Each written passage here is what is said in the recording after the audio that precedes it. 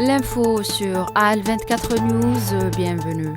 Les forces de l'occupation sioniste ont émis vendredi de nouveaux ordres d'évacuation du nord de la bande de Gaza dans un contexte de grave crise humanitaire à laquelle sont confrontés les Palestiniens dans l'enclave, exacerbée par la reprise de la guerre génocidaire qui a fait environ 600 martyrs depuis mardi. L'Algérie a insisté vendredi depuis New York par la voix de son représentant permanent auprès de l'ONU, Ammar Benjama, sur la nécessité du retour au cessez-le-feu dans la bande de Gaza et de la mise en œuvre de toutes les étapes de l'accord qui a été violé par l'entité sioniste.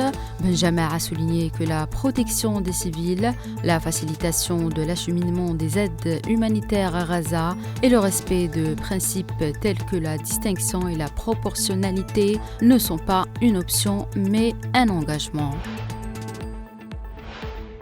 L'aéroport de Heathrow, qui a été fermé vendredi en raison d'un incendie, est pleinement opérationnel, a déclaré un porte-parole ce samedi en appelant les passagers à vérifier auprès de leur compagnie aérienne les informations concernant leur vol.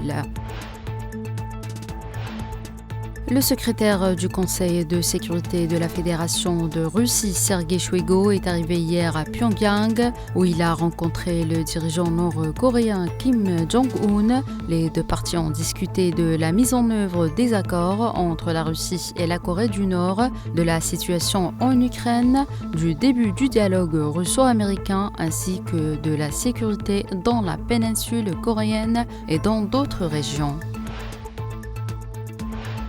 L'administration du président américain Donald Trump a annoncé vendredi mettre fin par ordonnance au statut légal de plus de 500 000 migrants latino-américains, leur donnant quelques semaines pour quitter le pays.